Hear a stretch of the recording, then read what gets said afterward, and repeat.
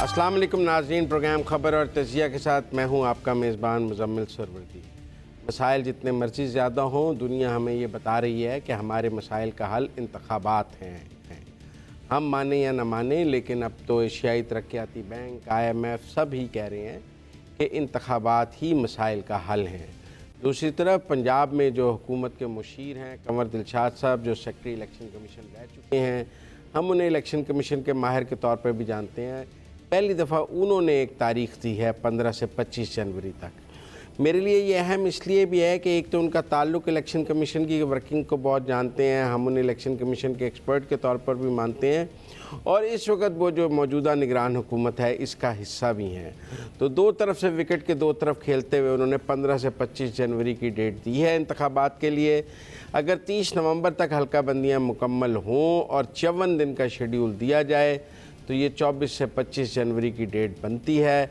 उन्होंने भी कोई 25 जनवरी की डेट 15 से 25 जनवरी के दरमियान कहीं इंतखाबात का इशारा दिया है। तो अगर 15 से 25 जनवरी में तक इंतखाबात होंगे तो पाकिस्तान के माशी मसाइल उससे पहले हल हो जाएंगे काफ़ी ज़्यादा, या फिर उसके बाद हल होंगे, इस पर हम आज बात करेंगे। तो सबसे पहले मेरे साथ आमिर साहब, आपता है ये 15 से 25 जनवरी के दरमियान इंतखाबात हो जाएंगे? शायद मुज़म्मिल इससे भी जल्दी हो जाएं। देखें, मुझे जो बड़े खुशी हो रही है देख के वो ये है कि असम्बलियों की तहलील के बाद जो शुरू के दिनों की कयास आराइयाँ हुई इंतखाबी तारीख के बारे में, वो मार्च की बात चली। बीच में एक ऐसा भी वक्त आया जब कुछ लोगों का ये भी राय बनना शुरू हो गई कि शायद मार्च से भी आगे चले जाएं इलेक्शन। फिर हमने देखा कि आहिस्ता आहिस्ता वो तारीख पीछे आती जा रही है। फरवरी के तीसरे हफ्ते का जिक्र हुआ, और अब जैसा कि आपने कहा, और बिल्कुल मैं आपसे एग्री करता हूँ कि कंवर दिलशाद साहब जो है वो एक इन्फॉर्म्ड आदमी है, इलेक्शन कमीशन की वर्किंग को बहुत अच्छी तरह से वो समझते हैं। अब वो 15 से 25 जनवरी की बात कर रहे हैं। मेरी ज़ाती ख्वाहिश तो ये है कि इससे भी जल्दी हो जाएं। लेकिन आई थिंक कि ये जो अमल है कि जिससे ये तारीखें जो हैं वो सिमटती गई हैं और पीछे आती गई हैं, इसका बहुत गहरा ताल्लुक इस वक्त की जो निगरान हुकूमत है और उस निगरान हुकूमत के पुष्ट पर हाथ रखने वाली जो इस्टेब्लिशमेंट है, आई थिंक उसकी सोच से भी इसका ताल्लुक है, जिनको अब वक्त के साथ साथ ये समझ आना शुरू हुई है कि इंतखाबात में कोई गैर ज़रूरी ताख़ीर सिर्फ़ और सिर्फ पाकिस्तान के नुकसान का बायस बन सकती है, उसको किसी किस्म का फ़ायदा नहीं हो सकता। यहाँ तक कि अगर वो बात हो ना कि जी हमें हमेशा इलेक्शन से पहले थोड़ी बहुत पॉलिटिकल इंजीनियरिंग करनी पड़ती है, कुछ पार्टी हमें ज़्यादा पसंद होती है, कोई कम पसंद होती है, तो उसके हिसाब से इंतखाबी नताइज को ढालने के लिए थोड़ी बहुत तैयारियाँ शारियाँ करनी पड़ती हैं।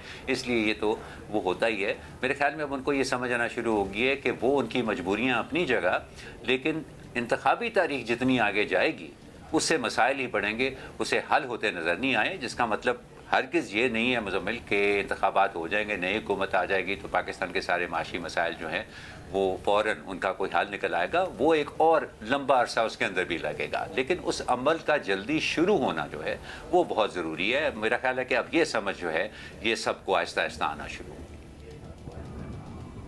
अंबर, आपने बहुत दफ़ा शकूक व शुबहात का इज़हार किया कि इलेक्शन नहीं होंगे नहीं होंगे। आपको यकीन आ गया कि अब ये होने जा रहे हैं और 15 से 25 जनवरी या इससे भी पहले आमिर साहब कहते हैं हो सकते हैं, तो आपको कुछ यकीन आया है या अभी भी आप नहीं मान रही हैं ये बात? नहीं, मैं ये नहीं कहा। चलें, इंतखाबात पे मैंने सारे सवाल तो उठाया था, लेकिन हम एक थोड़ा सा अंदाज़ा ही लगा सकते हैं कि इंतखाबात कब होंगे और होंगे या नहीं। तो ये एक जो है ना, मौसम भी बदलता रहता है, इंतखाबात का भी वक्त जो है वो भी बदलता रहता है। और अफसोस की बात है इसलिए कि आइन में बहुत वाज़ेह तौर पे 90 दिन का मार्जिन दिया हुआ है। मैं उस डिबेट में नहीं जाना चाहती, बहुत बात हो गई है। तो जस्ट बात यह है, आपने क्योंकि सही निशानदेही की कि एक ऐसे आदमी, एक शख्स का अंदाज़ा है जो निगरान हुकूमत का हिस्सा भी है और इलेक्शन कमीशन के साथ काम कर चुका है। लेकिन साथ साथ अगर हम सिर्फ उनकी बात ना माने, इलेक्शन कमीशन ने भी जो अपनी हल्का बदियों का जो मश्क है, जो अमल है, वो जो वक्त दिया था वो अक्टूबर की तारीख दी थी, 6 अक्टूबर मेरे ख्याल में, उससे पहले ही मुकम्मल कर चुके हैं। जो एक इब्तदाई एक्सरसाइज होती है, उससे भी हम अंदाज़ा लगा सकते हैं कि इलेक्शन कमीशन ऑफ पाकिस्तान भी कोशिश कर रहा है कि ये जल्दी हो जाए। तो ये एक और आपको मेरे ख्याल में तस्दीक ही आप समझें जो काबिल दिलशाद साहब कह रहे हैं, क्योंकि अभी तक हम ये बात कर रहे थे ना कि शायद दिसंबर तक ये हल्का बंदियां पूरी हो जाएंगी, फिर उसके बाद फरवरी मार्च, तो अब थोड़ा सा पीछे पीछे हम होते जा रहे हैं।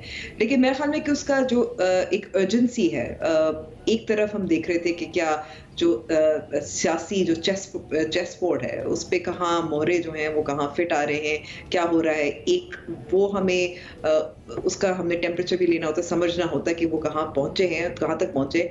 लेकिन सबसे ज्यादा अहम जो एशियन डेवलपमेंट बैंक का जिक्र आपने किया था, वो जाहिर है मईशत का हाल है। आप देख लें कि हम बार बार वाजे कर चुके हैं, हमें पता है आइन के मुताबिक है कि जो निगरान हुकूमतें होती हैं वो उनका सिर्फ ये काम होता है कि जो एक आम डे टू डे की जो गवर्नेंस के इश्यूज हैं उनको संभाले, ताकि अगली मुंतखब हुकूमत आए और फिर वो अपना काम शुरू कर सके।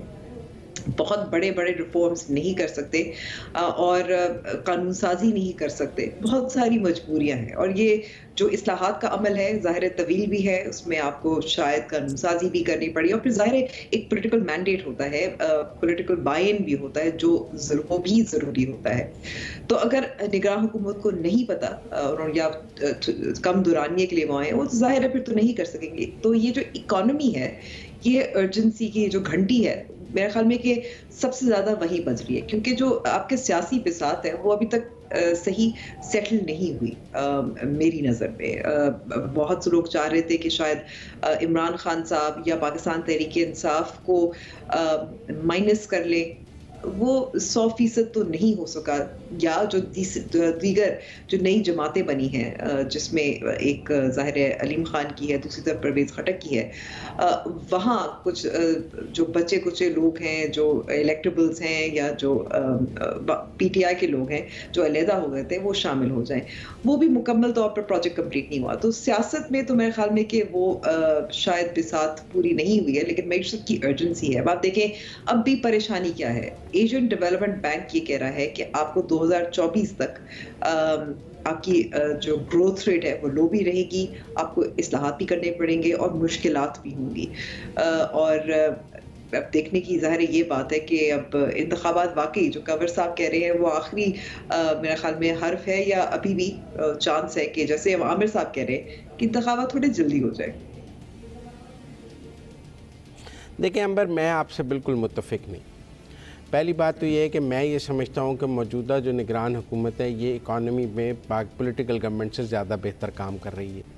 जो हमारी इकनॉमिक रिफॉर्म्स हैं, प्राइवेटाइजेशन के हवाले से, मुल्क के अंदर जो ब्लैक होल्स हैं इकॉनमी में, स्मगलिंग, बिजली चोरी, जो रिफॉर्म्स की बात है वो पॉलिटिकल गवर्नमेंट से ज़्यादा बेहतर कर रही है। तो मुझे नहीं लगता कि इकनॉमिक कोई अर्जेंसी है जिसके नतीजे में फ़ौरी इंतखाबात कराए जाएँ।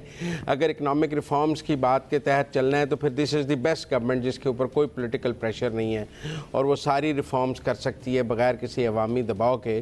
तो this is the best government जो जिसको चलाया जा सकता है और जिसके ज़रिए लीथल इकनॉमिक रिफॉर्म्स की जा सकती हैं जो कहा जाता है कि पाकिस्तान की ज़रूरत है। लिहाजा मैं आपकी उस मंतक से मुत्तफिक नहीं हूँ कि बड़ी इकनॉमिक की अर्जेंसी की वजह से मुल्क में इंतखाबात कराए जा रहे हैं, तो वरना तो कराने की कोई ज़रूरत नहीं थी। मैं उससे भी मुत्तफिक नहीं हूँ कि आपका ख्याल है कि पाकिस्तान का पॉलिटिकल लैंडस्केप जो है वो भी इंतखाबात के लिए तैयार नहीं है, और एक राय थी कि जब तक पीटीआई को सेट टू टास्क नहीं कर लिया जाएगा तब तक मुल्क में इंतखाबात नहीं हो सकते, क्योंकि इस्टेब्लिशमेंट की मर्ज़ी के नताइज नहीं आ सकते। मेरे ख्याल में वो हदफ काफ़ी हद तक जो है वो काम मुकम्मल हो गया है। इस वक्त पीटीआई के पास बिल्कुल रूरल में कोई कैंडिडेट्स नहीं रहे हैं, शहरों में भी उसके पास कैंपेन चलाने की सलाहियत ख़त्म हो गई है। 9 मई के बाद लीडर उनका नाअहल हो गया है। मज़ीद कन्विक्शंस ऑन द कार्ड्स हैं जो हमें नज़र आ रही हैं कि अगर डे टू डे ट्रायल हो रहा है 9 मई का तो उसमें भी सज़ा है, फिर उसके बाद साइफ़र में भी सज़ा नज़र आ रही है। तो मुझे लगता है वो हदफ तो वो मंतक ज़्यादा काबिल कबूल है जो आपको काबिल कबूल नहीं थी कि जी वो मुकम्मल नहीं हुआ। मुझे वो टास्क ज़्यादा मुकम्मल हुआ लगता है कि अब वो इस पोजीशन में नहीं है कि वो को बहुत बड़ा थ्रेट जो है इलेक्शंस में आकर सामने कर सके, क्योंकि हमारे यहाँ इलेक्शन एक बहुत साइंस है और यहाँ पर सबको ही इलेक्शन जो है वो इलेक्शन साइंस के मुताबिक लड़ना पड़ता है। लेकिन फिर भी इंतखाबात कराएंगे तो ही मुल्क को आगे 5 साल चलाया जा सकता है। ठीक है ना।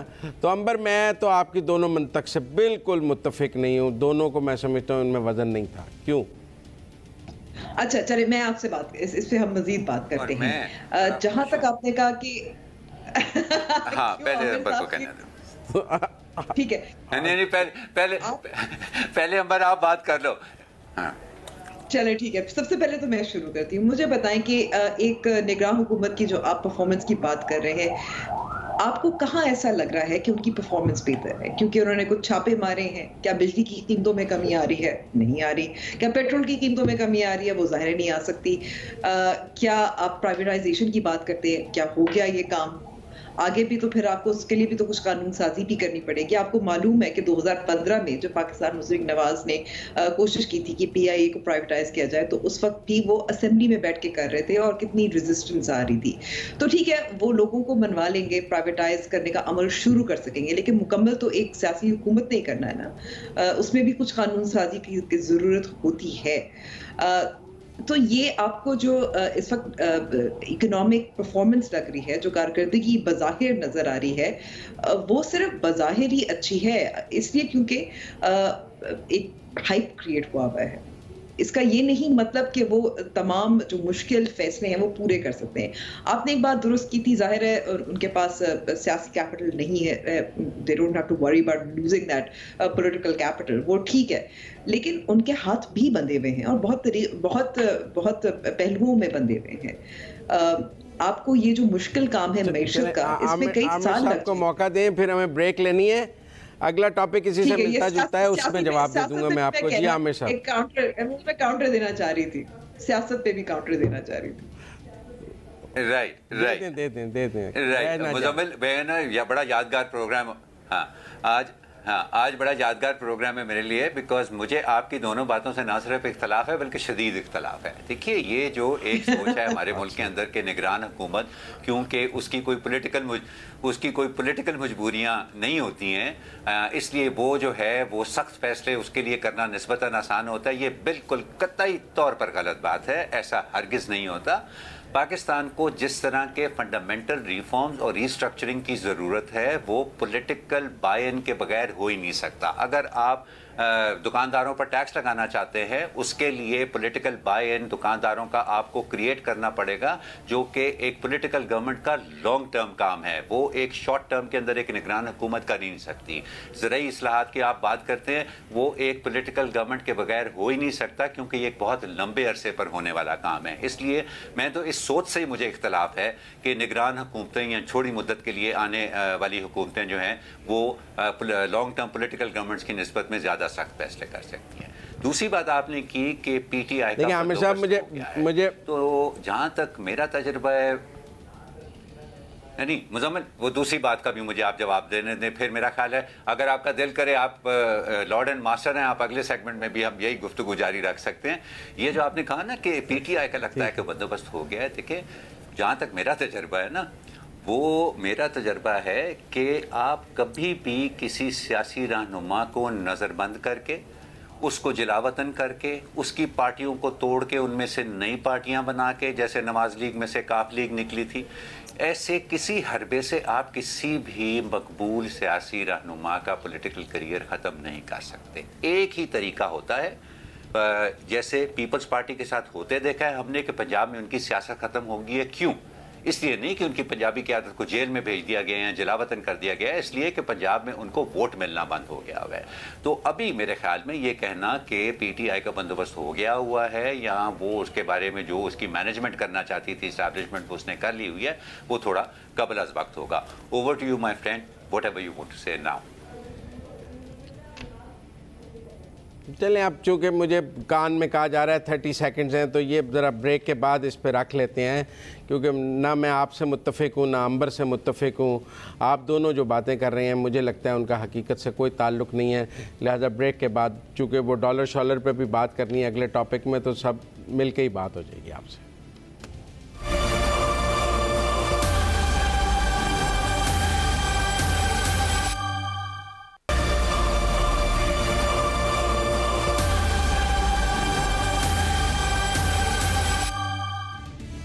वेलकम बैक नाजरीन, प्रोग्राम खबर और तजिया में एक बार फिर खुश आमदीद। हम यहाँ बात करना चाह रहे थे पाकिस्तान में बढ़ती हुई महंगाई की, लेकिन इससे पहले जब इलेक्शन का जिक्र हो रहा था तो हम तीनों में नाइतफाकी कुछ ज़्यादा ही बढ़ गई, कुछ ज़रूरत से ज़्यादा ही बढ़ गई, मामूल से ज़्यादा ही हो गई। और मैं चाहता हूँ कि मुज़म्मिल साहब, जिन्होंने मेरी और अंबर की बातें सुन भी ली और उनसे उन्होंने इख्तलाफ भी किया, वो थोड़ा सा मुज़म्मिल साहब ज़्यादा वक्त नहीं लेना, क्योंकि महंगाई लोगों के दिलों पर छाई हुई है, उनकी परेशानियों का बहुत बड़ा बायस है, उसके ऊपर थोड़ी बात होना ज़रूरी है। लेकिन आप ब्रेक से पहले जो अपनी बात मुकम्मल करना चाहते थे वो प्लीज़ ओवर टू यू। देखिए, एक तो मैं ये नहीं मानता कि जी ये निगरान हुकूमत है, लिहाजा ये काम हुकूमत होती है। ये डेफिनेशन ही बहुत, मैं समझता हूँ, ऑब्सलीट है कि जी निगरान हुकूमत है तो ये काम नहीं कर सकती। हमने किए हैं ना अमेंडमेंट्स के, उनको फाइनेंशियल पावर्स दिए हैं, क्योंकि हुकूमत होती है। अब MBS अक्टूबर में आ रहे हैं इन्वेस्टमेंट्स के मुआहदे करने, हम क्या उन्हें कहते हैं कि हमारे यहाँ मार्च तक आप ना आइए, क्योंकि हमारे यहाँ निगरान हुकूमत है, ये मुआहदे नहीं कर सकती। हमारा मसला क्या है? हमारा मसला है हमारे मुल्क में बिजली चोरी है 500 अरब की, हमने ख़त्म करनी है। हमारी पॉलिटिकल गवर्नमेंट्स नहीं कर पा रही थी। आप पिछले एक हफ्ते की कारकर्दगी देखें। हमारा मसला है हमारे यहाँ स्मगलिंग बहुत ज़्यादा थी, डॉलर अप्रिशिएट हो रहा था, रुपया डिवैल्यू हो रहा था, हमारे यहाँ महंगाई उसकी वजह से बहुत बढ़ रही थी। आज डॉलर 120 रुपये का हो तो आप देख लें पेट्रोल की क्या कीमत होगी, बिजली की क्या कीमत होगी।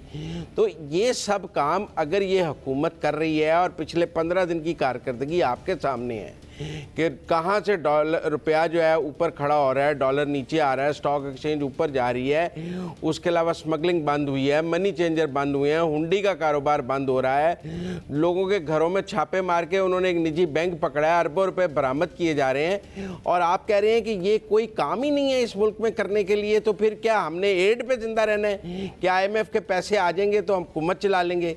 भाई, मुल्क के अंदर जो काम करना है मेरे नज़दीक तो वो हो रहा है, और ये हुकूमतें, सियासी हुकूमतों को करना चाहिए था, उनकी मजबूरी रही। क्या हुआ? वो नहीं कर सके। हम एक ईमानदार हुकूमत भी लाए थे, वो भी नहीं कर सकी, माजरत के साथ। तो इसलिए अगर हम अपनी रिफॉर्म्स हमें नज़र आ रही हैं तो हमें अप्रिशिएट भी करना चाहिए। उसका इलेक्शन से कोई ताल्लुक ही नहीं है, इलेक्शन अपने वक्त पे होगा। मैं समझता हूँ बेंच मार्क्स तय हो जाएंगे। आप देखें कराची में, आप कराची रहते हैं, कितने हाइड्रेंट्स उन्होंने पकड़े हैं जहाँ कितने लाखों यूनिट की बिजली चोरी थी, कोई पॉलिटिकल गवर्नमेंट पकड़ सकी? आप बात समझे वहां पे। तो ये जो काम हो रहे हैं, ये बेसिक नीड है पाकिस्तान की। ठीक है मुज़म्मिल, आप इनको अंडर वैल्यू करके इलेक्शन करते जाए तो क्या करें? नहीं, मुझे लगता है कि मुज़म्मिल आप समझ रहे हैं पाकिस्तानी मईशत का मसला, लॉ एंड ऑर्डर। नहीं, मैं कह रही हूँ कि मुझे लगता है कि मुज़म्मिल साहब की जो एक स्टैंडर्ड सेट किया है कि मुआशी कारकर्दगी हुकूमत की क्या होती है, इकोनॉमी जो है उसका ताल्लुक सिर्फ लॉ एंड ऑर्डर से नहीं होता कि स्मगलिंग हो रही है, बिजली चोरी हो रही है, वगैरह वगैरह। मईशत को संभालना एक कॉम्प्लेक्स काम है जिसमें कानून साजी की जरूरत होती है, इस्लाहात में भी कानून साजी की जरूरत होती है। उसके लिए आपको एक पार्लियामान चाहिए, उसके लिए आपको जैसे पॉलिटिकल बायन भी चाहिए होता है, क्योंकि मुख्तलिफ एसोसिएशंस होती हैं। तो ये 2-3 मामलात हैं। आप सिर्फ अगर उसको लॉ एंड ऑर्डर के जाविये से देखेंगे तो फिर मुझे लगता है कि आप नहीं समझ रहे कि इस वक्त पाकिस्तान की मैशत में कितने गहरे मसाइल हैं। जो काम करने हैं उसके लिए किसी नई कानून साजी की जरूरत नहीं है। आप कारकर्दगी को सिर्फ समझ रहे हैं कि अच्छा इसको पकड़ लिया, वो $4 ठीक हो जाएगा सेट में। नहीं, मतलब सिर्फ ये तो काम नहीं है ना। और ये भी मैं कह दूं कि इससे ये भी आपको अंदाजा हो सकता है कि अगर हम मनी चेंजर को पकड़ दें तो इस मईशत का कितना बुरा हाल है कि फिर डॉलर नीचे हो जाता है। तो जैसे ही 2 दिन रुकेंगे फिर डॉलर की कीमत बढ़ जाएगी। हम इंपोर्ट बेस्ड इकोनॉमी है। एग्जैक्टली नहीं, बट अगर हमारे यहाँ हुंडी ऊपर चली जाए तो हमारी $1 बिलियन की जो रेमिटेंसेस कम हो जाती हैं। तो इस smuggling my friends, let's please try not to talk over each other. हाँ, एक दूसरे के ऊपर जरा बात करने का मसला देखिए। मुझे आप दोनों की बात नहीं समझ में आ रही, मैं नहीं सुन पा रहा, तो बाहर से क्या पता लगेगा। हाँ ठीक है, alright, okay, so we disagree, we agree to disagree. ये मुज़म्मिल साहब का ख्याल है कि ये छापामार कार्रवाइयाँ और ये जो एसेंशियल्स हैं कि बिजली चोरी नहीं होनी चाहिए, करेंसी स्मगलिंग नहीं होनी चाहिए, होर्डिंग नहीं होनी चाहिए अशाए खुर्दनोश की, इसके ऊपर जो उन्होंने निगरान हुकूमत ने अभी तक जो कार्रवाई की है वो बाकायदा अच्छी कारकर्दगी के ज़ुमरे में आती हैं। मैं उससे डिसएग्री करता हूँ, अंबर उससे डिसएग्री करती हैं। ये शॉर्ट टर्म के अंदर छापे चलते हैं, लेकिन पाकिस्तान पाकिस्तान को इस वक्त लॉन्ग टर्म रिफॉर्म्स की ज़रूरत है, जो कि एक स्टेबल पॉलिटिकल इलेक्टेड गवर्नमेंट ही कर सकती है। बात यहाँ पर महंगाई की भी हो रही थी। महंगाई के अंदर जो हमारी इस वक्त फौरी तौर पर जो आउटलुक है वो उसके मुताबिक अगले 2 महीने पेट्रोल की कीमत इंटरनेशनल मार्केट में थोड़ी बहुत ऊपर जाएगी मज़ीद, और पाकिस्तान को उसके मुताबिक अपने आप को एडजस्ट करना पड़ेगा। उसके बाद के अगले 3 महीने की जो प्रोजेक्शंस हैं उसमें इंटरनेशनल मार्केट में पेट्रोल की कीमत थोड़ी बहुत गिरेगी, लेकिन इतनी नहीं कि उसकी वजह से या उसके नतीजे में पाकिस्तानियों को कोई खातिर खा रिलीफ मिल सके। सवाल जो मैं आपसे करना चाह रहा हूँ, मुजम्मिल आपसे मैं शुरू करना चाहूँगा, वो ये कि अगस्त के बिलों के ऊपर हमने एहतजाज देखे, लोग सड़कों पर निकल आए, उन्होंने बिजली के बिल भी जलाए, और उसके बाद हमने देखा कि इस तरह के एहतजाज जो हैं वो ज़ोर पकड़ने की बजाय, हालांकि महंगाई तो बढ़ती गई, लेकिन ये एहतजाज ज़ोर पकड़ने की बजाय आहिस्ता आहिस्ता कम होते गए, तकरीबन दम तोड़ गए। तो क्या हम समझें अक्टूबर के बिलों के बारे में जो कहा जा रहा है कि बिजली के नर्ख मज़ीद बढ़ेंगे और अक्टूबर में फिर सार्फिन को भारी बिलों का सामना करना पड़ सकता है, हम क्या समझें कि ये एहतजाज वापस आ सकते हैं या पाकिस्तानियों ने रोध होकर हालात से समझौता कर लिया? देखिए, मैं समझता हूँ कि जो बिजली का मामला है ना, देखिए 40% बिजली चोरी थी। हम 15 बिलियन का सिर्फ एक बेल आउट पैकेज IMF से मांग रहे थे और वो नहीं दे रहे थे कि रिलीफ देना था हमने अपने लोअर कंज्यूमर को, गरीब कंज्यूमर को। मैं 50,000 लाख रुपए वाले जिनके घर AC लगा हुआ है, मैं उनके रिलीफ की बात नहीं कर रहा, जो बिजली पंखे में रहते हैं उनके रिलीफ की बात कर रहा हूँ। तो ये 8 दिन में 5 बिलियन तो हमने बिजली चोरी से रिकवर कर लिया। उनसे हम 15 बिलियन का रिलीफ मांग रहे थे, वो नहीं दे रहे थे। आपको नहीं ये कोई काम लगता? मुझे लगता है, मेरा मतलब है ये बेसिक काम है जो हर हुकूमत को करना चाहिए, इसीलिए हुकूमत आती है। मैं समझता हूँ अगर आप अपने मुल्क की बिजली चोरी आधी भी करके 500 अरब से 200 अरब पे ले आए और 200-250 अरब की बिजली चोरी ख़त्म कर लेते हैं, तो आप बिजली में रिलीफ देने की पोजीशन में आ जाएंगे, क्योंकि हम तो सिर्फ 15 बिलियन का रिलीफ मांग रहे थे IMF से, जो वो नहीं मिल रहा था। तो मेरे ख्याल में इस काम को हमें सपोर्ट करना चाहिए। 500 अरब की बिजली चोरी है, इस मुल्क की मईशत 500 अरब की बिजली चोरी अफोर्ड ही नहीं कर सकती।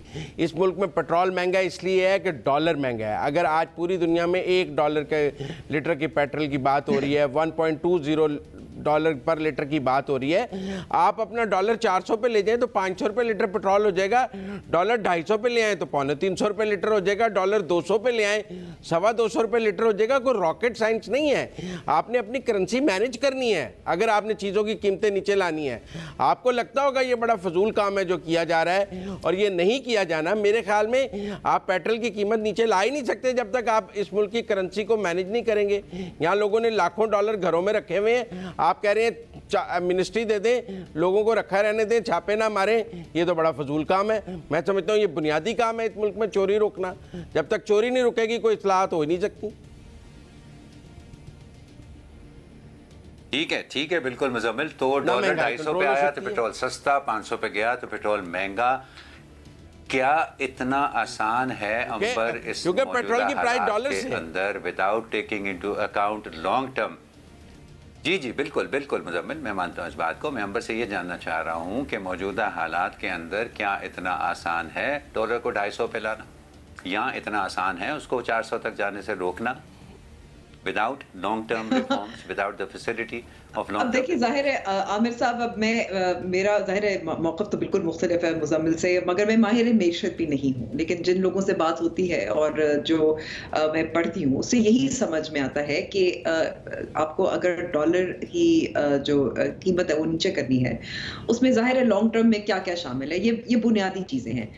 जो इमीडिएट शॉर्ट टर्म है, जो इस वक्त निगरान हुकूमत कर सकती है, वो किया, यानी कि ये जो चोरी है, स्मगलिंग है वगैरह वगैरह, इसकी रोकथाम की। बिल्कुल एग्जैक्टली, ये छापे मारे, बहुत अच्छी बात है। मुझे अभी तक याद है कि लाहौर फूड अथॉरिटी होती थी, वो भी बहुत छापे मारते थे, बड़ा मकबूल होता था, बहुत अच्छी बात है। भूल जाते हैं लोग, लेकिन अल्टीमेटली आपको अपने एक्सपोर्ट्स बढ़ाने, अल्टीमेटली आपने प्राइवेटाइज करना है। वो मैं बार बार कह रही हूँ, मिसाल के तौर PI की मिसाल ही ले लें कि आपको कानून साजी करनी होती है, उसके लिए असेंबली चाहिए होती है। तो ये सब चीजें कुछ हद तक ये शॉर्ट टर्म मेजर्स हैं, ये निगरान हुकूमत ने बहुत अच्छी तरह किए होंगे, लेकिन क्या इसका अल्टीमेट इम्पैक्ट आपको फिर भी नजर आ रहा है? बिजली के बिलों पे नहीं नजर आ रहा। फ्यूल एडजस्टमेंट जाहिर है उसका नेपरा मांग रहे, डिस्कोज IPPs का इश्यूज है। डिस्ट्रीब्यूशन कंपनीज का इश्यूज है। तो ये सब निगरान हुकूमत तो नहीं कर सकती ना। मेरा तो यही मौक़िफ़ है कि ये it's a tip of the iceberg in order to actually make things easier for people. और शॉर्ट टर्म मेजर्स में हमेशा हम फंसते ही हैं, क्योंकि कहा जाता है कि गरीबों को रिलीफ दें, अच्छा चले पेट्रोल की सब्सिडी देते हैं, बाद में फिर फंस जाते हैं, फिर हम समझते हैं कि कहीं और हम सब्सिडी करते हैं।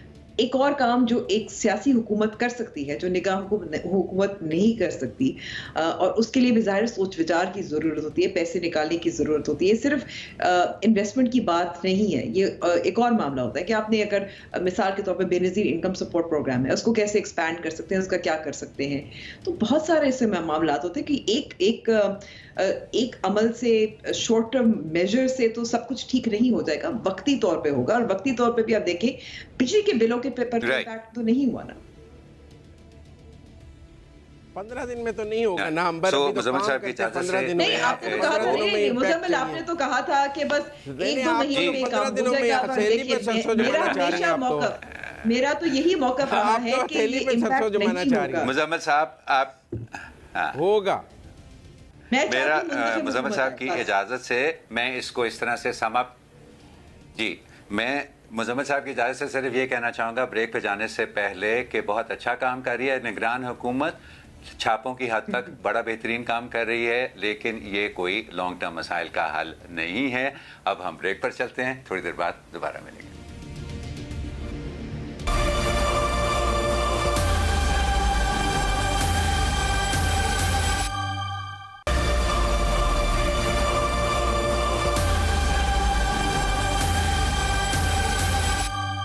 एक बार फिर खुशामदीद। हमने ब्रेक से पहले इंतखाबात की बात की, नई सियासी जमातों की बात की, मईशत की बात की। तो एक ग्रुप था जो पिछले साल से रीइमेजिनिंग पाकिस्तान के नाम से, जो इन तमाम मसाइल पर पाकिस्तान भर में मीडिया पर, पॉडकास्ट में, सोशल मीडिया पर इन मसाइल मामलात पर बात करता रहा है। उस ग्रुप का नाम रीइमेजिनिंग पाकिस्तान तो था, और उसमें जो हम कह सकते हैं लीडिंग लाइट्स थे, मुस्तफा नवाज खोकर, साबिक सेनेटर पाकिस्तान पीपल्स पार्टी, और शाहिद खाकन अब्बासी, पाकिस्तान मुस्लिम लीग नवाज साबिक वजीर आजम भी इसमें शामिल थे। और अब मुस्तफा नवाज खोकर ने ऐलान कर दिया है कि वो नई सियासी जमात बना रहे हैं। तो सबसे पहले तो मैं आमिर साहब आपसे पूछना चाहूंगी कि क्या मुस्तफा नवाज खोकर, शाहिद खाकन अब्बासी की ये जो नई सियासी जमात बन रही है, ये उसी तरह की है जो अलीम खान की है, परवेज खटक की है, या ये वाकई एक कोशिश है कि कुछ दूसरी किस्म की, नई किस्म की सियासत इंट्रोड्यूस हो पाकिस्तान में? अमर, मेरा ख्याल है I am the wrong person to ask this question, क्योंकि मैं इन दोनों लोगों की, शाहिद खाकन अब्बासी की भी और मिफ्ता इस्माइल साहब की, मैं इनकी काबिलियत की बहुत ज़्यादा कदर करता हूँ। मैं जेन्युइनली इनको बड़े काबिल लोग समझता हूँ। मेरी बड़ी ख्वाहिश है कि इस तरह के लोग जो हैं वो एग्जिस्टिंग प्लेटफॉर्म्स के अंदर कॉम्प्रोमाइज़ होने की बजाय वो अपना कोई ऐसा प्लेटफॉर्म क्रिएट करें जहां पर ये अपनी पॉलिसीज़ लेकर अवाम के पास जा सकें, और उनकी हिमायत से वो अपने आप को इस पोजीशन में ला सकें कि वो अपनी इस काबिलियत को इस्तेमाल करके उससे कोई पाकिस्तान का फ़ायदा हो। जहाँ तक आपका ये सवाल है कि उसी तरह की पार्टी है जैसे कि इस्तेकाम पार्टी है या पार्लियामेंटेरियंस पार्टी है, मेरा ख्याल है कि नहीं। कुछ पार्टियाँ हम देखते हैं पाकिस्तान के अंदर, पूरी तारीख हमारी भरी पड़ी है इन पार्टियों से, जो ओवरनाइट बन जाती हैं और फिर हमें तब पता चलता है कि जब वो बड़ी मकबूल भी हमें नज़र आना शुरू हो जाती हैं। जब अयूब खान से जान छुड़ानी थी तो उस वक्त बड़ी ओवरनाइट तकरीबन पीपल्स पार्टी बन गई थी। जब पीपल्स पार्टी को रोकना था तो ओवरनाइट एक IGI बन गई थी, जिससे बाद में जिससे PMLN पैदा हुई। ओवरनाइट PMLQ बन गई थी जब नवाज लीग को रास्ते से हटाना था। ये दोनों हजरात जिस तरह से ये चल रहे हैं, जब से इन्होंने ये री इमेजिनिंग पाकिस्तान प्रोग्राम अपना शुरू किया है, ऐसी हमें कोई चीज़ नहीं नज़र आ रही।